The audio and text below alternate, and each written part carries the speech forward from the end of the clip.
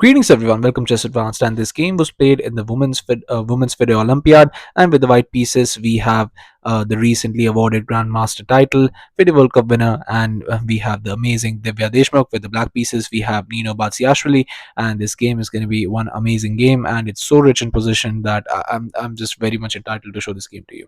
So without further ado, let's start with this game. Divya starts with e4, we have e5, knight to f3, knight to c6, and bishop to b5. We go into the rule of pace, we have a6, Morphy's defense, bishop to a4, knight to f6, and just castles. And here after bishop to e7, you play rook to e1, b5, and just bishop to b3. And here just castles by Nino as well. And here just a move h3 was played. You could also go for a move like a4, which is the modern way to play this. h3 might just be preparation by Divya. And here after bishop to b7, you play d3, and here after d6, bishop to b2, b4. Now most likely you play a move like c3, and this was played between actually one of the world championship matches between Nepo and Carlsen. So definitely one of the lines you wouldn't want to miss. Here we have rook to b8, h3, but here just b captures. We have b captures, knight to a5, and the bishop moves back. We have bishop to a8, queen to c2, and queen to d7, and just bishop to e3. And both players will have a fantastic play here. The knight is going to jump in, maybe just jump in here, or maybe you could also get that knight to here. So it's going to be a good game. But here after castles we have just h3, and definitely preparation. Try to throw your opponent off because that is the main line.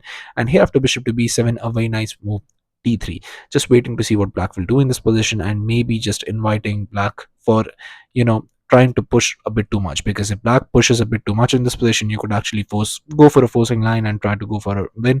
But here after d6, I mean, black is not interested at all. And here we have a3, just making some room for your bishop, not going for a move like c3 in this position. But here just knight to b8, and knight to b8 is a bit too slow here.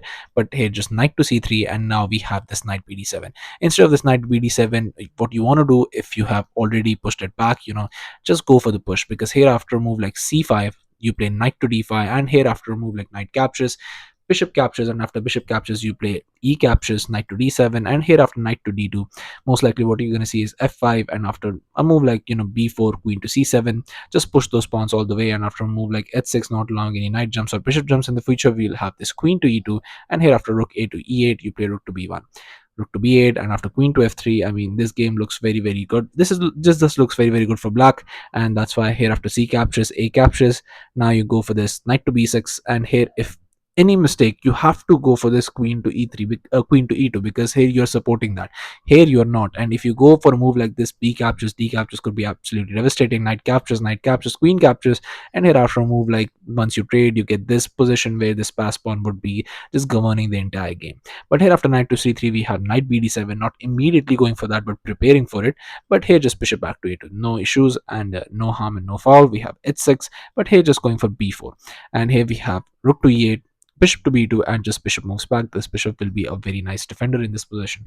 So here we have knight to h2, but just c6, and here after queen to f3, we have a5, just finally going for those push. We have knight to g4, but here just queen to e7. And here this is a critical moment of the game where what you play here with the white pieces will actually govern your entire position, and the best move to play is just knight to e3, just trying to get that knight here. So you're going to have to weaken your king side a little bit further, play g6, and here after bishop to b3, bishop to g7 would have been played. After knight to e2, you play a4, just locking that bishop in entirely. And if somehow somewhere along the line this knights try to remaneuver and try to go here, you just eliminate it with your bishop.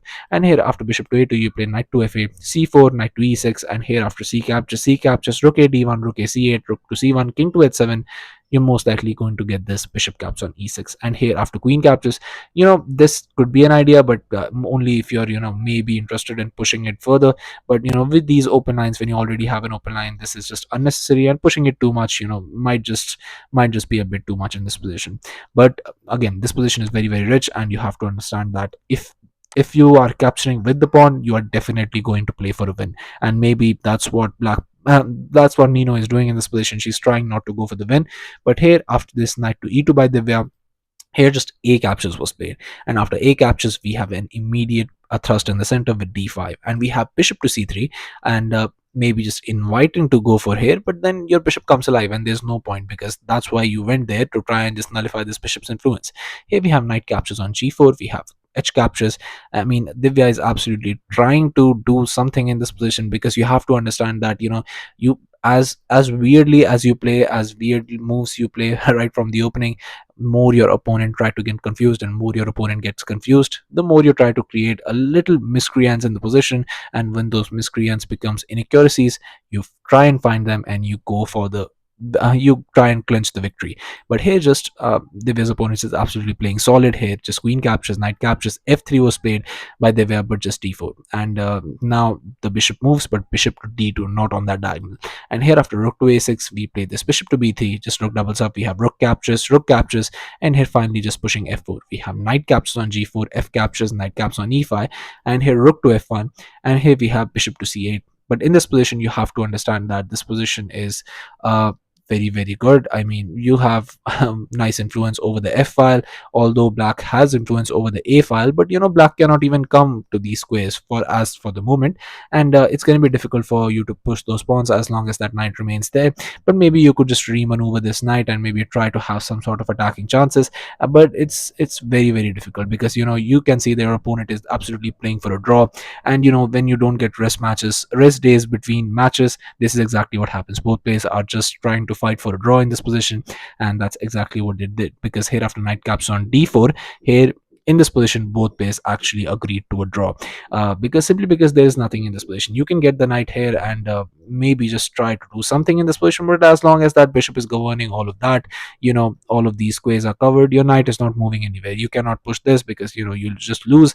You cannot push this because your backward pawns are weak. And even though white is just working for his meal here, but it's just not going to happen. So it was on just move 30 that both players agreed to a draw. And definitely you're going to get some rest, and you're going to come up fresh in the next game and try to get a win with the black pieces. And Divya's score after round 7 is absolutely spectacular. She has she has 6 out of 7.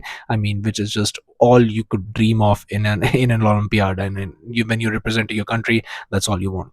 So yeah, thank you all for watching. I'll be coming back with games like these, so stay tuned to the channel, subscribe to the channel, and I'll be seeing you guys very, very soon. Thank you all.